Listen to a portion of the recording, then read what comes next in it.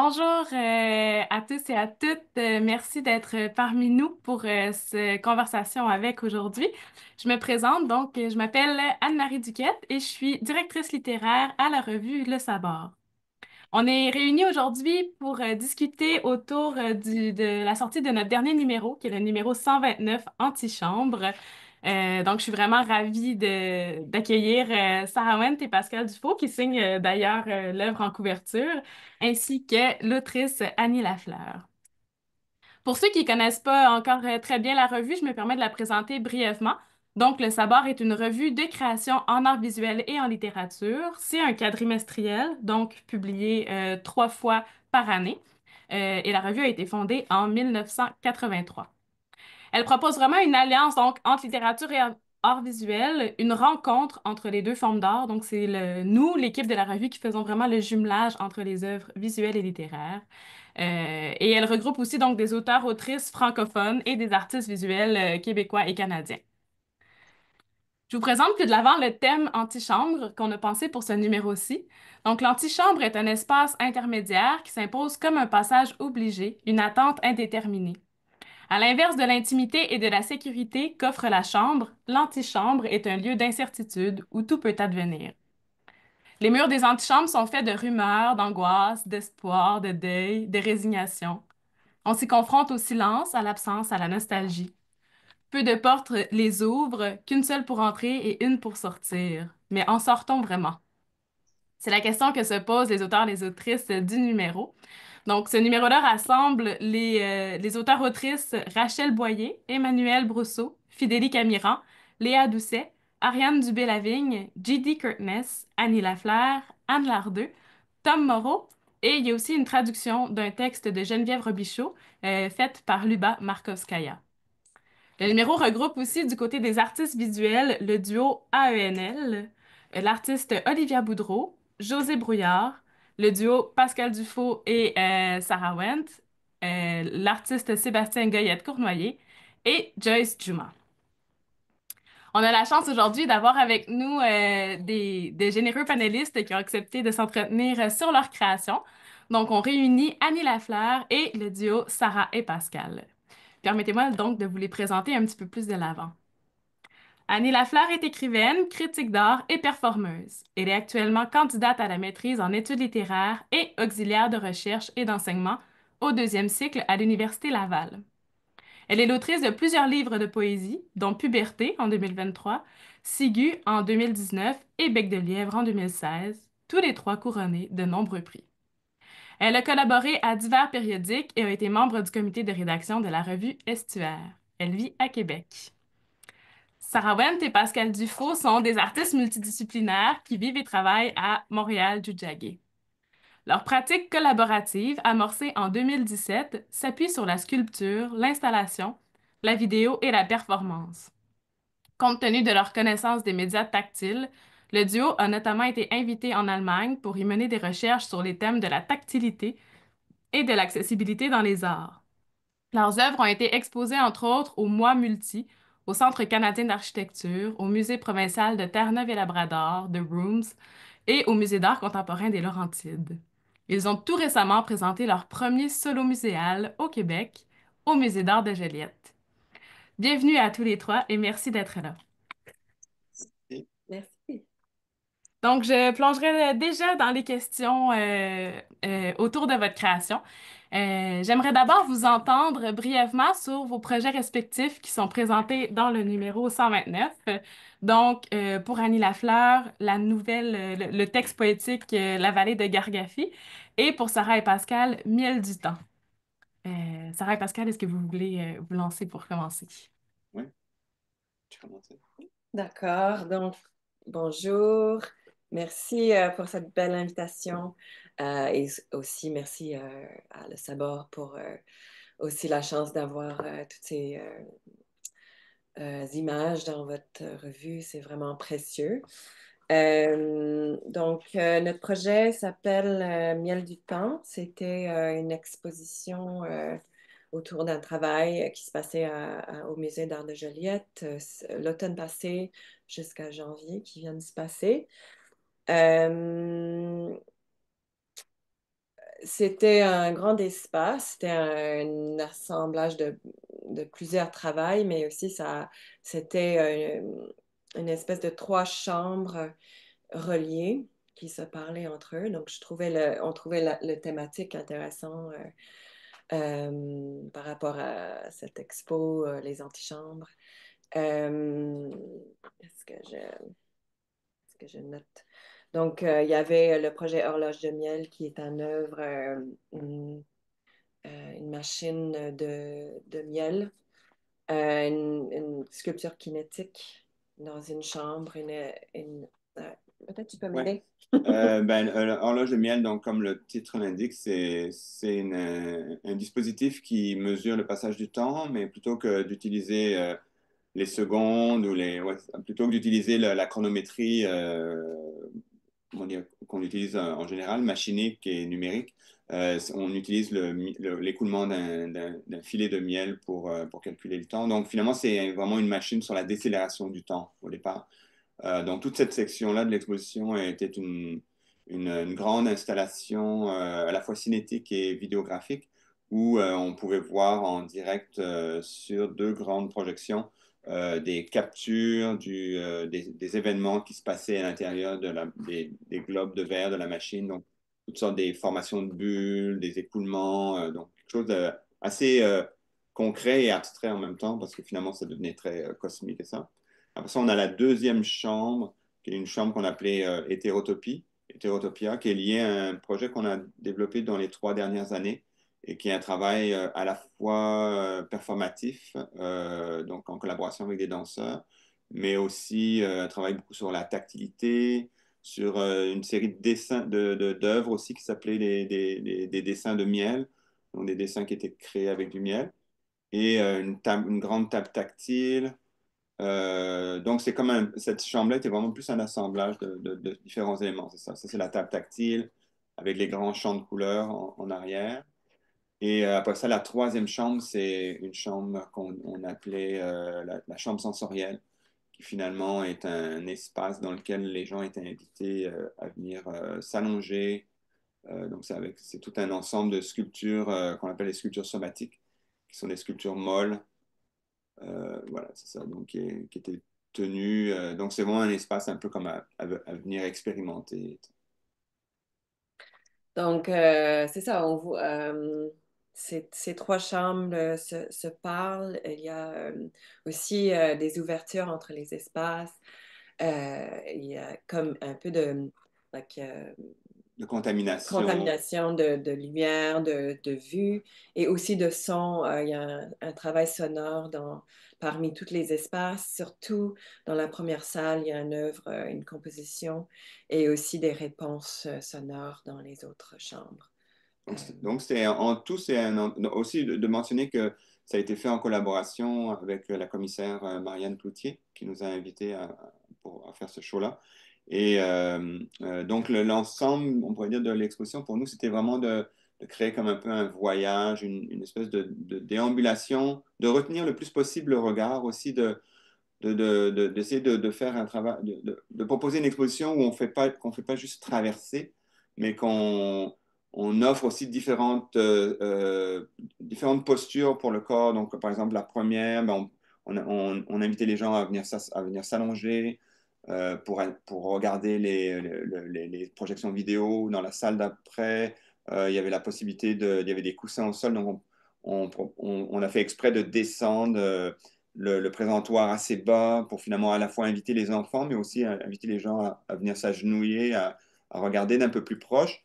Donc, on dirait que tout au long de l'exposition, on essayait de chorégraphier un peu le mouvement du corps à une station debout, station allongée, station assise. En tout cas, donc c'est un peu comme pour vraiment venir quelque part aussi inclure dans l'expérience le corps du spectateur. Pour nous, ça c'était vraiment important. De là, justement, tout le rapport à la tactilité, au somatique.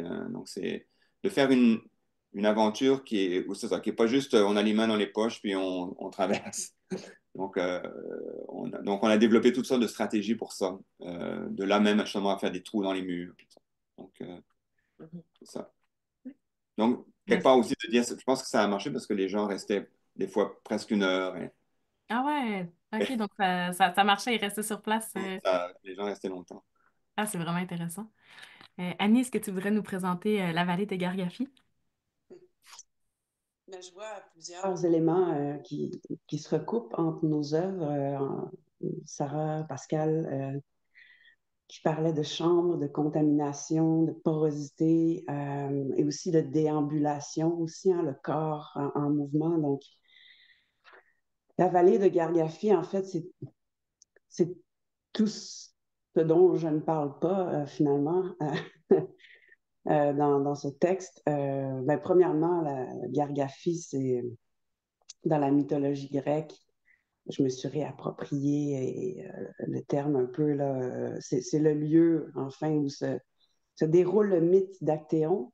Hein, Actéon puni pour avoir vu Artémis au bain. Donc, je me suis repositionnée dans cette vallée euh, qui devient Stansted, finalement. Alors, je suis dans une maison dans ce texte et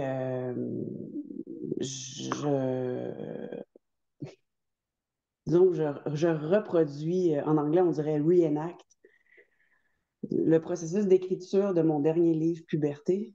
Donc, quand j'étais là et j'écrivais, j'avais aucune idée de ce que j'aurais jamais pensé reproduire ça dans un texte, mais c'est comme devenu un lieu important pour enraciner mon récit et le livre que je suis en train d'écrire en ce moment. Donc, la vallée de Gargafie, c'est tout simplement la narratrice dans une maison. Donc, on suit de journée en journée. Hein, c'est les 10 journées, presque d'heure en heure. Qu'est-ce qui se passe dans cette maison, dans cette solitude? On reste toujours dans ses pensées et ses pensées dialoguent avec d'autres auteurs, par exemple Chantal Akerman, Pierre Fédida, Paul-Émile Bordua, Klossowski, etc. Donc, je reviens un petit peu sur le mythe aussi, là, notamment à travers Klossowski, qui a écrit un magnifique livre, Le bain de Diane. Donc, j'en fais pas tout un cas, là, mais disons, je m'amuse un peu avec ça. Alors, ça, c'est un peu le texte.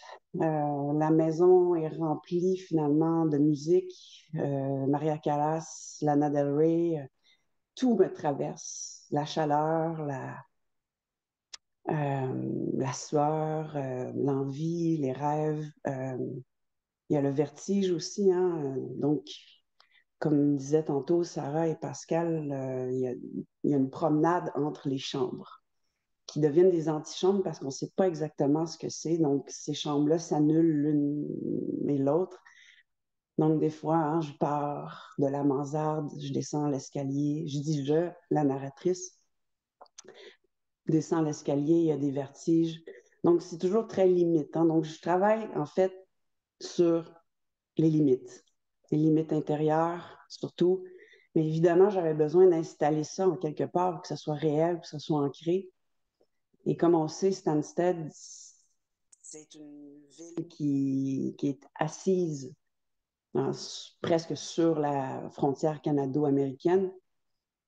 Donc, ça me permet de, de mettre en volume, disons, de géographiser mes limites intérieures, donc mes frontières. Alors, je m'intéresse beaucoup en ce moment plus largement à la photo, donc aux archives. J'en parle pas de temps ici, mais j'entre un peu à travers les objets que je nomme et tout ça, donc des archives affectives qui m'intéressent beaucoup, notamment avec l'ekphrasis, qui est la description détaillée d'une œuvre d'art. Je m'intéresse aussi un peu dans ce texte-là, mais très, très tranquillement. Là, je place les choses, je place des éléments qui vont mener à l'intransmissibilité filiale. Donc, ce qui n'est pas transmis de génération en génération et qui prend acte en soi. Donc, qui devient de la solitude, du vide, de l'absence. Alors, tout ça devient un peu comme l'anarchie des origines. C'est très chaotique, ce texte-là, bien qu'il soit structuré. On sent, je pense, une espèce de chaos intérieur chez la narratrice qui consomme toutes sortes de choses au fil de l'écriture, au fil des heures. Hein, on est vraiment dans la purge. Donc, dans la purge qui traverse, qui sort, qui déambule de chambre en chambre, dans une espèce de non-maison dans laquelle il y a des chocs, hein, des éblouissements. Les voitures ont l'air de foncer dans la maison parfois. Le personnage se promène nu constamment. Donc, un peu de chaos, ça fait du bien. Mais c'est un personnage aussi qui cherche son équilibre, bien sûr. Qui cherche son équilibre en regardant par les fenêtres. Et voilà. Donc, on est un peu là-dedans.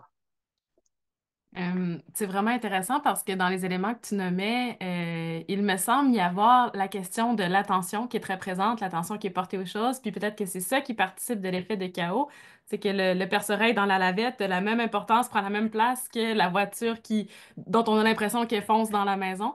Euh, Est-ce que j'aimerais ça vous entendre tous les trois là, sur cette notion-là de l'économie de l'attention, puis comment on l'aperçoit depuis un lieu relativement clos qui est l'antichambre, ou peut-être pas si clos que ça, on le voit avec vos projets respectifs. Annie, je te lancerai la balle au bon sur la question. Mais la notion de panique, hein, là-dedans, quand tout est mis au même niveau, on est dans un état d'hyper-vigilance. Alors, on penserait qu'une personne seule dans une immense maison serait dans un calme olympien, mais non, pas du tout. Chaque seconde est dans une espèce d'état de vibration extrême où hein, je pense que Sarah et Pascal aussi ont porté attention à ça. Euh, la tactilité, ce que le corps enregistre, ce qu'il fait vibrer. Donc, le corps devient une membrane, une espèce de tambour sur lequel tout vient se fracasser. Fracasser un bruit, un insecte, le vent, la chaleur. Donc, oui, quand on est seul dans une maison pendant 10 jours, les bruits s'intensifient, toute la sensualité, la sensorialité devient matérielle, donc ça devient aussi un objet extérieur à soi. Donc, on peut presque toucher sa propre sensibilité. On devient un réceptacle. On devient nous-mêmes l'antichambre. Pareil, Pascal. Là. Merci Annie. C'est en fait très proche. Ce matin, on discutait, on regardait ensemble les questions, puis c'est ça qui m'est apparu aussi, quelque chose avec en fait l'expérience à part. Pascal l'avait vraiment super bien dit, peut-être tu pourrais essayer de le retrouver après, mais je voulais juste partager quand j'ai vu le mot deuil, j'ai pensé beaucoup à une deuil personnel que j'ai vécu, le perte d'une jeune personne dans la famille, puis toutes les années après, ben, ça fait juste 3 ans en fait, donc je suis encore en apprentissage de vivre le deuil en présence de euh, les autres personnes, les autres moments, et comment c'est presque une sorte de chambre ou espace à part dont j'ai besoin quand j'ai besoin de donner de l'espace à vraiment vivre les choses très profondément tristes. Je pense qu'on participe tous à de l'anxiogène du moment en ce moment, très élevé. Puis, je pense à comment c'est des espèces de chambres à part, euh, comme un espace d'exposition, par exemple. Peut-être c'est pour cette raison que c'était très précieux aussi pour nous de vraiment créer des espaces où les gens pourraient comme passer du temps. Aussi, quand je vais voir un spectacle de danse aussi qui me laisse beaucoup de temps Mettons que je préfère les pièces les performances et les pièces de danse qui, qui donnent beaucoup d'espace d'appréhender la présence et la décélération et le temps passé, qui proposent une sorte d'autre chambre de temps. Et c'est ces moments-là où je rentre vraiment dans mes émotions, dans le processus de comprendre qu'est-ce que je sens vraiment. Même, donc, le processus du deuil, c'était beaucoup ressenti pas dans les moments normaux de la vie, les passages comme, mettons, très normaux, mais vraiment dans les espaces créatifs d'une proposition, d'une exposition, un livre, une pièce de danse qui est comme vraiment à part, qui propose presque une anti-économie de l'attention qui ouvre complètement le temps autrement. Ouais, mais c'est comme quelque part de se protéger finalement de l'économie de l'attention. C'est de revenir à notre attention et je pense que l'art, c'est ça que l'art doit faire, que ce soit à travers l'écriture, comme Annie dans ton texte, ou ce qu'on essaye de faire en exposition, c'est de faire barrage à l'économie de l'attention et de recentrer sur notre attention, l'attention à nos émotions, l'attention aux autres, toute la notion, l'attention à la nature, l'attention à la poussière qui roule dans la pièce, l'attention aux vraies choses qui existent finalement. Parce qu'il n'y a que ça qui existe, tout le reste c'est une espèce de mirage collectif dans lequel on est un peu forcé de participer. Puis bon, on obtient aussi beaucoup de choses en retour, mais il y a quelque chose par rapport à l'économie de l'attention qui est, je pense qu'on est rendu à un point aujourd'hui on apprend à s'en protéger aussi. Et donc, je pense que c'est ça l'expérience de l'art, ou ce que j'entends de ce que Annie parle dans sa déambulation dans cette pièce-là, de revenir sur son corps, sur le rapport entre son corps et les phénomènes qui se passent à l'extérieur de la maison et tout. C'est ça, c'est de recentrer vers soi comme étant le canal réceptif, sans passer à travers les filtres médiatiques ou tout ça. Comment revenir à ce rapport à la réalité qui est le rapport premier, finalement, épidermique, là. Je pense que, oui, nous, dans Miel du Temps, c'est ça un peu qu'on voulait proposer. C'est, quelque part, on pourrait dire qu'une fois qu'on ouvrait la porte de l'exposition, ben, l'économie de l'attention, elle reste dehors. On est à l'intérieur pour justement, on propose une alternative. Et l'alternative, c'est de venir à nos temporalités à nous, parce que finalement, on est là à tous mesurer à une temporalité, mais finalement, on vit dans une pluralité de temporalités. Le temps des cheveux, le temps de la pousse des ongles, le temps de l'herbe qui pousse, c'est tous les animaux, c'est toutes des temporalités qui existent, mais qui sont finalement, comment dire, colonisée par une seule temporalité, qui est la temporalité mécanique, qui existe, là, je veux dire, elle a le droit d'exister, c'est juste qu'elle est devenue, quand on pense au temps, on pense à cette domination-là. Et c'est intéressant de se rapproprier toutes les temporalités qui traversent notre corps, finalement.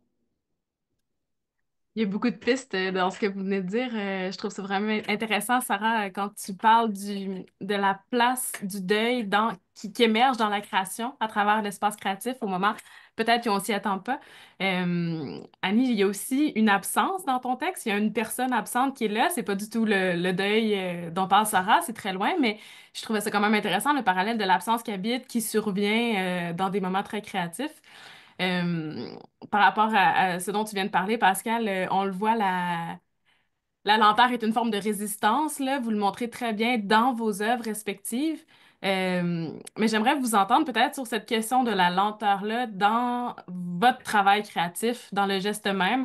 Comment fait-on pour créer avec de la lenteur et créer de la lenteur dans un univers où on est subventionné par des bourses, on doit rendre des comptes. Donc, comment vous jonglez avec ça? J'ai envie de vous relancer la base, Sarah et Pascal, et ensuite Annie.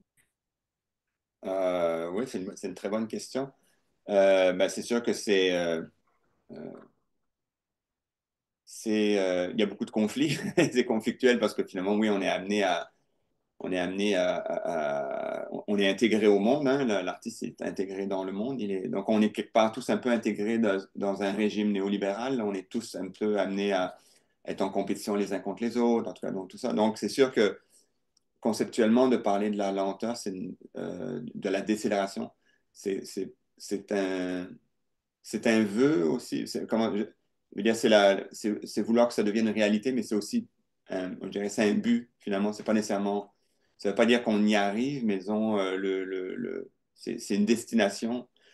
Et je pense qu'il y a quelque chose, pour nous, c'est important. En tout cas, là où ça se manifeste, déjà, c'est comment dans notre travail, on ouvre de plus en plus notre travail aussi à ce on va appeler des perceptions atypiques, donc d'ouvrir le travail, par exemple, à un public d'amblyopes ou d'aveugles, donc d'essayer apparemment, on pourrait dire des types de perceptions qui, par définition, ne sont pas nécessairement incluses dans les arts visuels, hein. Les arts visuels, comme ça le dit, ça exclut aussi, parce que c'est les arts visuels, hein. Donc, dès que finalement, tu n'as pas accès au champ du visuel, normalement, tu ne devrais pas nécessairement te reconnaître dans ce champ-là. Donc, nous, non, ce qui nous intéresse, c'est d'aller justement d'aller voir un peu d'autres comportements, comme par exemple de savoir que quelqu'un qui est amblyope ou aveugle a un autre rapport au temps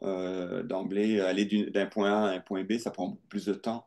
Donc, c'est d'être soucieux de ça, puis d'apprendre aussi. Nous, de notre côté, c'est pas juste comme comment dire, de proposer une expérience, mais aussi c'est nous comment on apprend aussi de ces gens qui vivent d'emblée dans un rapport au temps qui est très, très différent.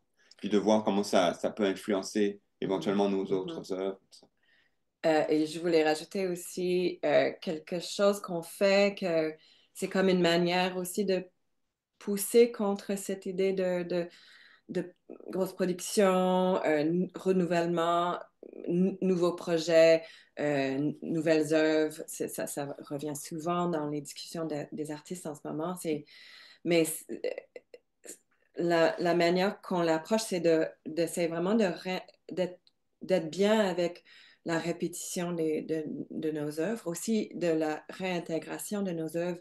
Euh, En fait, j'ai dit renouvellement, mais c'est ça qu'on fait, c'est on renouvelle des œuvres en les réintégrant, en les recyclant dans le travail futur. Donc, même d'approfondir les idées aussi, de continuer à comme to delve deeper into an idea ou même une idée sculpturale ou même de ne pas avoir peur de faire la même chose, mais différemment.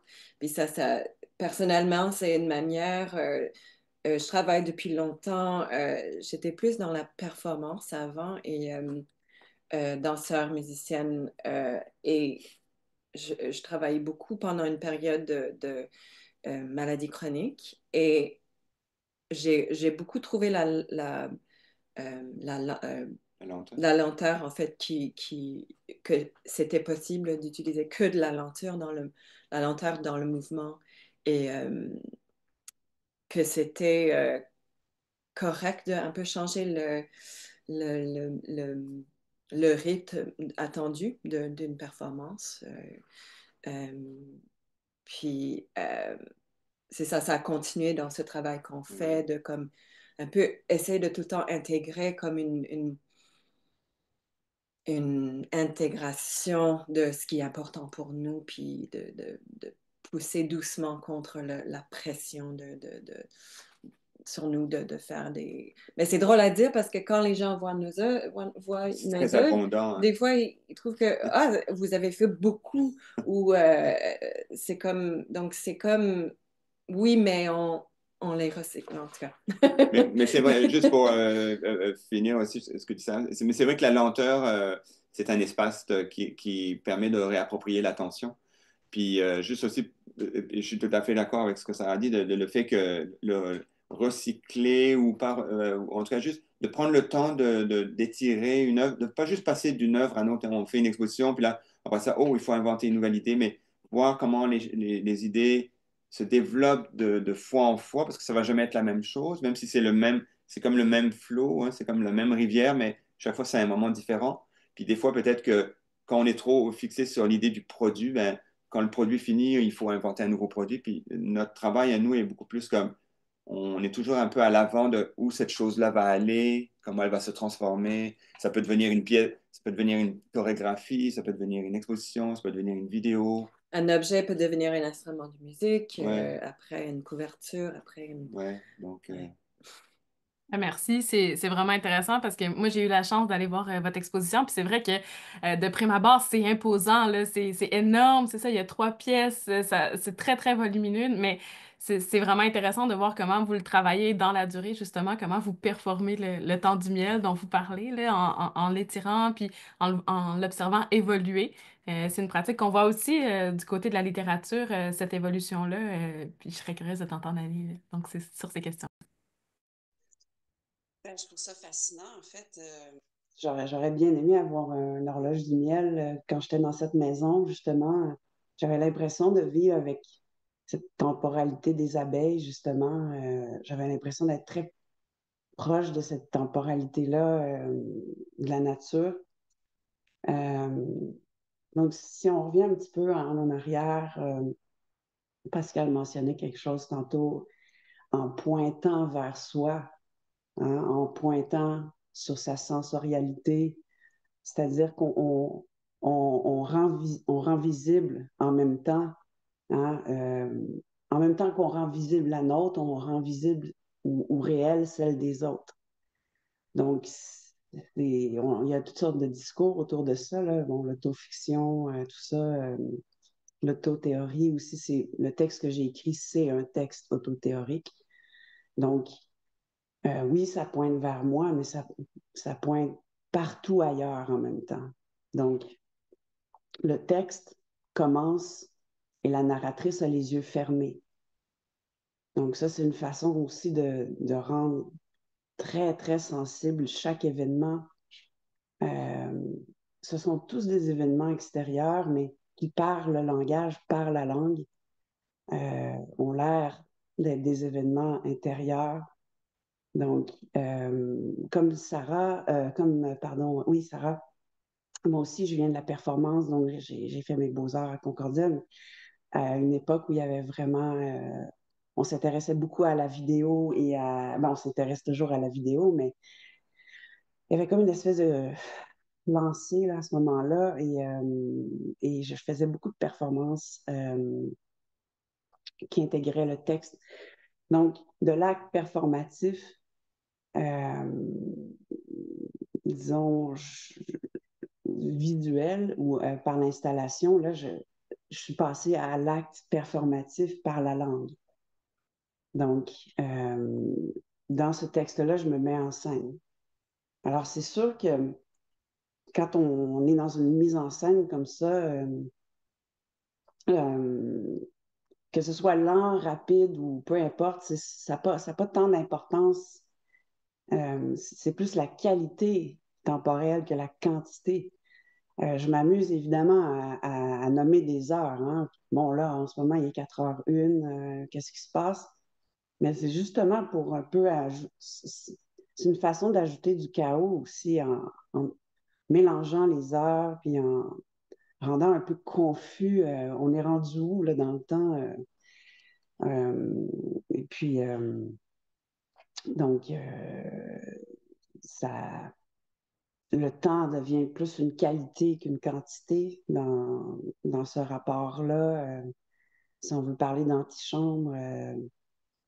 Donc, moi, je ne travaille pas tant avec des espaces de négation ou des espaces positifs ou négatifs. Peut-être un peu, Sarah et Pascal seraient d'accord avec moi, mais je travaille avec comment ces espaces-là peuvent s'imbriquer ou même se déranger les uns les autres. Donc, c'est pour ça que l'ouverture de mon texte, où j'ai les yeux fermés, je me fais un peu souffrir là, sur la chaise longue. Je reste au soleil alors que c'est insupportable. Donc, c'est une façon de créer des chocs en deux espaces. Je suis sur la terrasse devant un paysage pratiquement infini où le soleil est beaucoup trop fort. J'arrive même plus à suer tellement que c'est souffrant. Donc, donc cet espace-là fermé intérieur vit, vit un clash avec un 180, un 360 euh, sans frontières, finalement. Donc, oui, la lenteur, mais c'est pas tant un thème pour moi que juste une prise, une posture dans le monde qui, elle, va trouver sa propre euh, quantité. Je pense que la lectrice, le lecteur, dans mon cas, vu que c'est un texte, va trouver son propre rythme. Donc, on ne peut jamais imposer une vitesse au lecteur ou à la lectrice, pas plus qu'on peut le faire devant une installation d'art. Ça peut être confrontant, bien sûr, mais chacun porte en soi sa petite horloge de miel, peut-être, j'espère. Donc, c'est comme ça que je le pense. Merci, Annie. Je plongerai tout de suite là un peu plus dans vos œuvres respectives. Donc, Sarah et Pascal, vous explorez beaucoup cette idée, on en a parlé de déprogrammation, de décélération, beaucoup à partir du rythme et du temps de l'abeille. Et on en a parlé, Annie aussi a fait beaucoup d'écho avec la forme de l'abeille. Euh, je serais curieuse de vous entendre sur pourquoi cet insecte-là en particulier, qui est reconnu aussi pour son rythme de travail, son effervescence et sa production, et aussi son travail en communauté. Donc, pourquoi avoir choisi cet insecte-là? Puis, j'ouvre aussi une seconde porte en même temps, là. On sent la volonté d'explorer le musée aussi un peu comme une ruche, cet endroit de bourdonnement. On a parlé d'errance, d'arrêt, de circulation. Donc, voilà, je serais curieuse de vous entendre là-dessus. Ben, je pense que on a d'abord rencontré d'abord la substance du miel. Puis en rencontrant le miel, ben, c'est sûr, on est allé vers l'abeille. Euh, Ce qui nous avait d'abord attiré par le miel, c'était le fait que c'est une substance qui est assez banale. Tout le monde en a dans le placard. Puis c'est aussi une substance qui a beaucoup de valeurs symboliques. Dans l'Antiquité, on disait que le miel avait la propriété de prédiction du futur. En tout cas, il y avait tout ce côté un peu oraculaire autour du miel. Le miel est utilisé en médecine, à peu près dans toutes les cultures. Donc, il y a quelque chose de très banal et en même temps très extraordinaire dans cette substance-là. C'est comme donc, et nous, ce qui nous intéressait, c'était d'activer cette substance-là, puis donc, justement, de s'en servir pour mesurer le temps. Donc, ce qui nous a amené après à l'abeille, ben, c'est sûr que tout le projet est beaucoup parti donc ce qu'on appelait d'abord des sabliers de miel, qui était avant d'être l'horloge de miel, qui est un objet un peu plus complexe, qui est finalement un robot, il y a des dimensions robotiques et tout. Les sabliers de miel étaient des objets beaucoup plus simples. Et ce qui nous intéressait, c'était un peu référer un peu dans l'histoire. Il y a ces moments où l'humain est obligé d'utiliser finalement l'instinct animal comme une interface pour essayer de percevoir quelque chose que notre propre perception humaine ne nous donne pas accès. Là, par exemple, quand on dit la phrase le canari dans la mine de charbon, là, c'est que finalement, l'humain qui travaille dans la mine, il n'est pas capable de sentir ces effluves qui sont très, très subtils, mais qui annoncent finalement une explosion. Un peu comme on le voit aussi pour annoncer, par exemple, les tsunamis, ben, finalement, les animaux sont capables de ressentir. Nous, les humains, finalement, on a un sensorium qui est quand même assez limité. Donc, il y avait quelque chose d'intéressant d'utiliser l'intelligence animale, quelque part, de référer à l'intelligence animale, finalement, pour mieux comprendre le monde dans lequel on est, et de référer historiquement aussi à ces différents appareils ou ces différents dispositifs qui existent depuis assez longtemps dans l'histoire de l'humanité. Donc, ces espèces d'étranges technologies animales, on pourrait dire, là.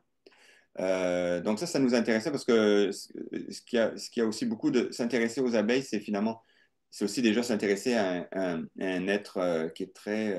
ben, dès qu'on s'intéresse à un animal, il y a quelque chose, quand on parle de l'extraterrestre, là, quand on parle de quelque chose qui est hors de l'humain, là, toutes les intelligences qui se déploient hors de l'humanité, là, des fois, il suffit juste de regarder le chat, puis tu es tout le temps en train de te demander à quoi il pense, et tout ça. Donc quelque part, l'abeille, il y avait de ça, il y avait ce côté fascinant. Et savoir aussi que l'abeille, ben, finalement, c'est comme un des animaux sur lequel a été prouvé que finalement, il y a de la communication. Donc les abeilles, c'est aussi, elles sont capables finalement de trouver une source. Donc ils envoient des éclaireurs qui trouvent une source de protéines. Après ça, ils vont revenir quand ils reviennent à la ruche, mais ils passent l'information. Donc, il y a comme une collection une collecte d'informations. Puis après ça, comment, par un système d'intelligence, ils sont capables de passer cette information-là à leur comparse. Donc, ça nous intéressait aussi, ce côté-là. Quand tu regardes des abeilles, mais finalement, tu es un peu devant une culture alien. Tu es devant un peu une culture. Puis donc ça, c'est tout ça un peu, ce côté à la fois, on pourrait dire, donc, à l'avant-coureur d'un désastre écologique, que ce soit du rapport au code, au passage d'informations, ou que ce soit à la ruche aussi, beaucoup, l'architecture des rayons, les rayons de la ruche, toute cette architecture hexagonale qui finalement, en tout cas, il y a beaucoup de choses chez l'abeille. C'est assez, c'est un gros sujet. C'est tout petit, mais c'est un gros sujet. Puis aussi, mais un élément aussi qui nous avait intéressé dans nos recherches, c'était de découvrir que il y a ce scientifique allemand, von Frisch, qui finalement est le premier à avoir fait, donc dans les années 30, à avoir découvert que l'abeille avait un système de communication. Et c'est intéressant parce que il y avait quelque chose d'intéressant dans cette micro-histoire là, de ce scientifique-là, qui finalement, pendant que l'Allemagne était traversée par la montée par le nazisme et tout ça, de voir ce scientifique allemand qui était un quart juif, euh, qui était mis de côté, mais que finalement, il n'a pas été amené dans les camps de la mort parce que finalement, le miel était, toute la pollinisation était importante, les sciences autour de la pollinisation étaient importantes dans une économie de guerre. Et donc, tout d'un coup, c'est intéressant de voir qu'un si petit animal, une science, on pourrait dire, ça pourrait paraître tellement pas important d'utiliser les abeilles, mais finalement se rendre compte que dans l'échelle de comment fonctionne une société, que même dans un régime autoritaire et qui a une économie de guerre, que finalement, non, non, lui, on va le garder parce qu'on a besoin de sa science. Parce que finalement, on a besoin de la science des abeilles, parce que c'est comme ça que l'économie avance, c'est comme ça que... Donc, il y a quelque chose d'intéressant entre la méga histoire et le micro, le macro et le micro. Ça, c'est des éléments qui nous intéressaient beaucoup. C'est vraiment intéressant ce paradoxe-là entre le macro puis le micro. Puis on le voit souvent là, du côté de la littérature, dans la science-fiction. Souvent, c'est par des abeilles modifiées par la science qu'on va coloniser ou qu'on va propager une épidémie aussi. Il y a vraiment cet imaginaire-là. Puis il y a quand même un lien à faire aussi, je trouve, avec l'économie de l'attention, le fait qu'on leur prête si peu d'attention, mais qu'on les côtoie tous les jours. Donc il y a vraiment une cohabitation fascinante. Merci beaucoup pour la réponse. Je dirais du côté de l'œuvre d'Annie, sans plus tarder. Et Annie a accepté généreusement de nous lire un extrait de son texte. Donc, on pourrait commencer avec un extrait pour bien vous donner une idée de l'ambiance et de la narration. Et ensuite, je pourrais aller plus de l'avant dans la question. Donc, on t'écoute. Il y a du bruit, juste un peu. Je suis étendue sur la chaise longue, en plein soleil. Ça me blaste, ça me calme. Un peu plus de bruit dans l'oreille gauche. L'éblouissement m'oblige à garder les yeux fermés. Les ouvrir me brûlerait les orbites, me dis-je en décollant les lèvres. Au début, c'était un cataclysme avec de la brûlure et de l'exaltation. Chantal Akerman. Mon visage se détend comme un drap sur la corde. Le bruissement des feuilles s'intensifie, puis retombe entre les branches du peuplier faux tremble. Une chenille lâche prise. Je respire. Je ne me souviens de rien aujourd'hui. J'imagine quelqu'un, un de qui je serais amoureuse. Ça m'excite. Je croise les jambes pour retenir l'ivresse. Mes avant-bras reposent sur les accoudoirs bouillants, mes cheveux fument, mon visage flambe. Je bouge le gros orteil droit pour tester, mais tester quoi? Une bourrasque de vieux vent déchaîne l'arbre, momifié. Le seul encore debout, debout à 10 mètres de la maison, quand on change de pays, de l'autre côté de la clôture, les États-Unis d'Amérique. Le mot de passe est maison frontière. La connexion est nulle, mais je prie.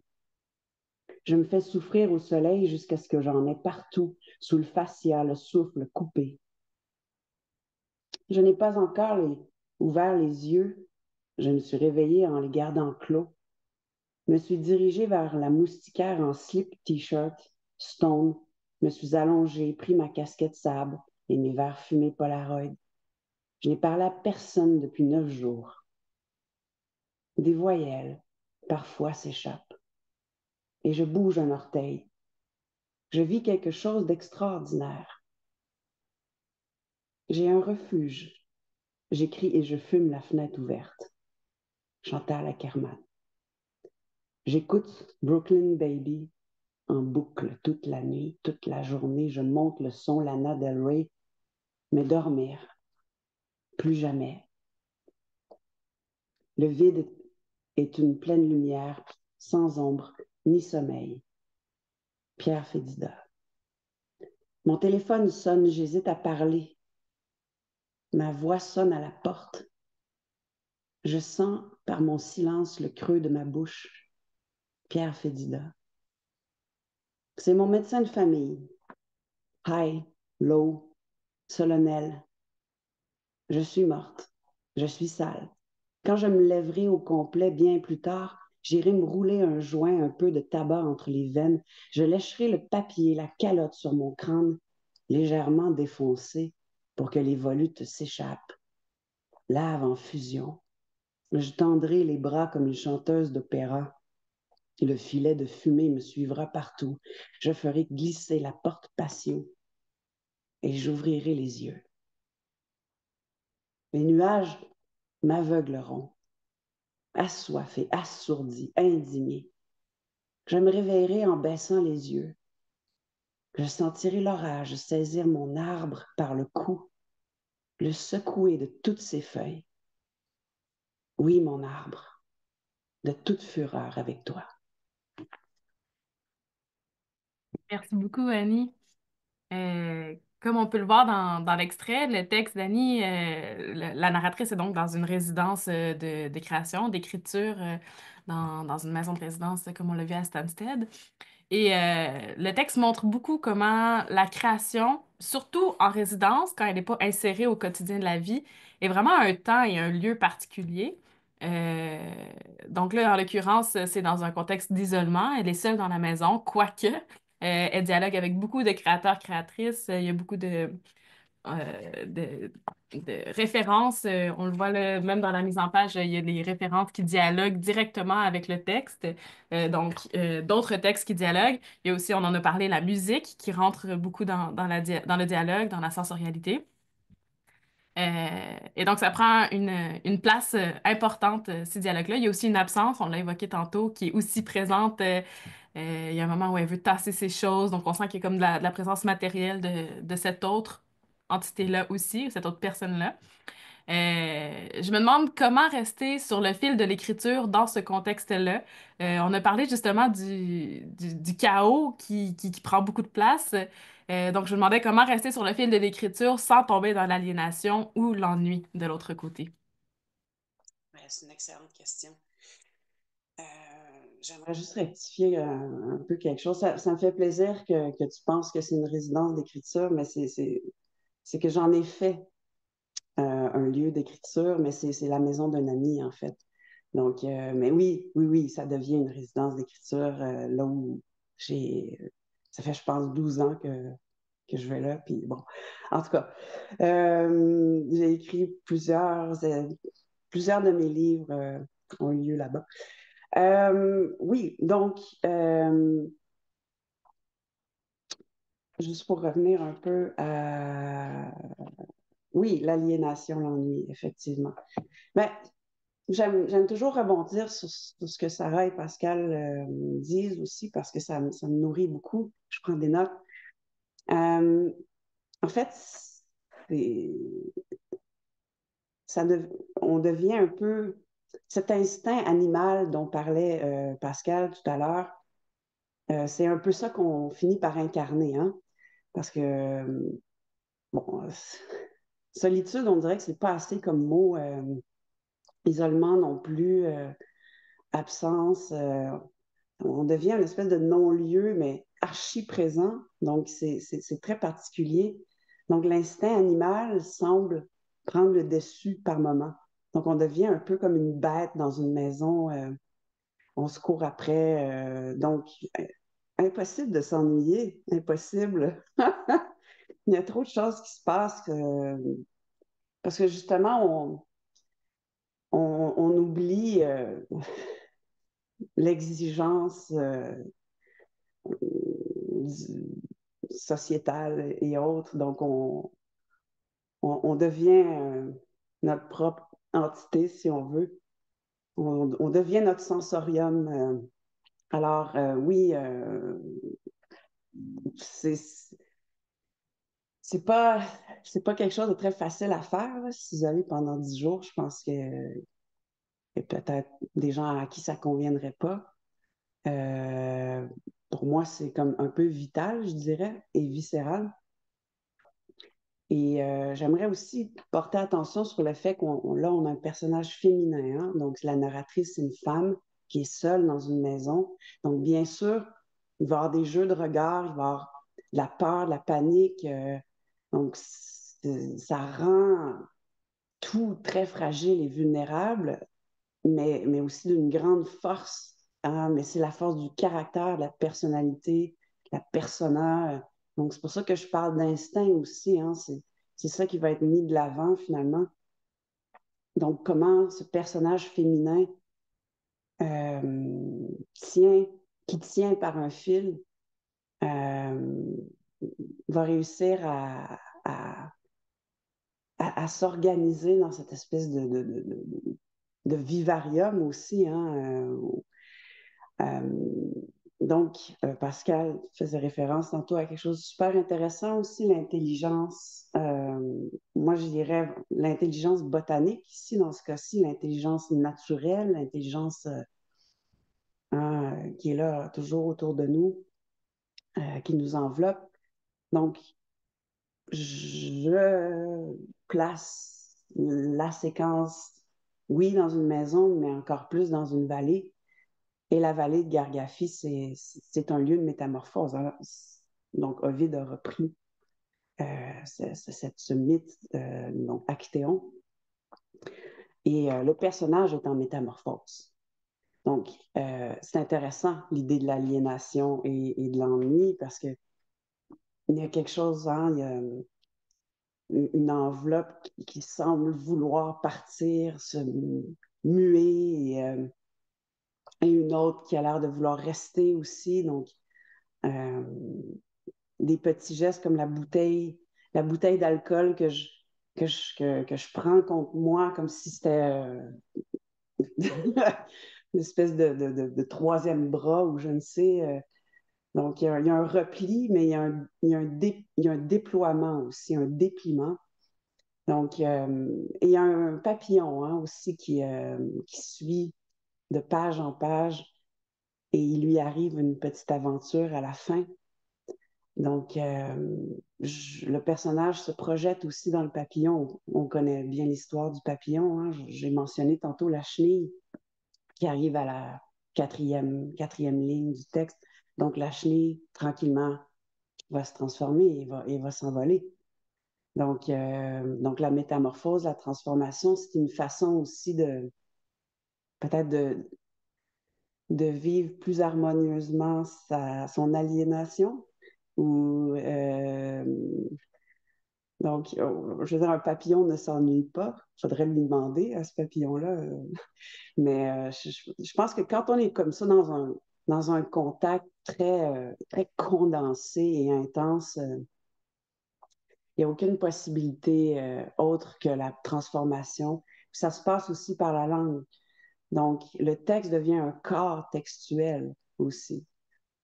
Donc, un corps, un texte qui prend du volume. C'est pour ça aussi que je dialogue avec d'autres auteurs, parfois même le texte, parfois en dehors du texte, dans les marges, comme te montrer. Donc, les voix occupent l'espace. Les voix remplissent l'espace, que ce soit Lana Del Rey, Maria Callas, Chantal Akerman ou la narratrice. Donc, ce sont ces voix-là qui permettent le mécanisme de création et de hors aliénation, je disais. Ouais. Merci beaucoup, Annie. En t'écoutant parler, je peux pas m'empêcher de voir l'image de l'abeille qui butine puis qui crée un tout à partir de toutes les œuvres qu'elle a côtoyées. C'est vraiment beau de voir ce lien-là. Je vois en même temps le temps qui passe et mon Dieu, j'avais pas du tout anticipé ça. Je suis vraiment désolée. Il va falloir que je mette fin à cette conversation. Mais merci pour vos réponses vraiment généreuses et vraiment fascinantes. Je suis toujours impressionnée de voir comment les œuvres dialoguent de cette façon-là à la fois tellement différentes et tellement complémentaires. Merci pour votre présence vraiment riche. J'en profite pour mentionner aussi que le numéro 129 Antichambre est disponible dans toutes les librairies indépendantes. Vous pouvez le commander aussi sur notre site. Il y a vraiment des choses magnifiques, comme vous avez pu entendre aujourd'hui, qui s'y trouvent. J'en profite aussi pour vous mentionner qu'il va y avoir un lancement de ce numéro-là le 25 avril à Québec au lieu Centre d'art actuel. Donc, vous êtes tous et toutes les bienvenus pour rencontrer auteurs, autrices et artistes qui y seront présents. On vous invite aussi à suivre nos réseaux sociaux pour rester à l'affût des nouvelles thématiques à venir parce qu'on procède toujours par appel thématique. La thématique en ce moment est Vivarium. Annie a très bien mis la table aussi pour cette thématique-là. Donc, vous avez jusqu'au 15 mai pour soumettre votre proposition sous le thème Vivarium. Merci à vous tous et toutes d'avoir été avec nous ce midi. Merci encore à Sarah Wen, Pascal Dufault et Annie Lafleur pour la conversation passionnante. Merci à toute l'équipe du Sabord, à nos partenaires CAC, Calque, Ville de Trois-Rivières. Et je vous souhaite, sur ces beaux mots, un magnifique printemps. Merci beaucoup. Merci.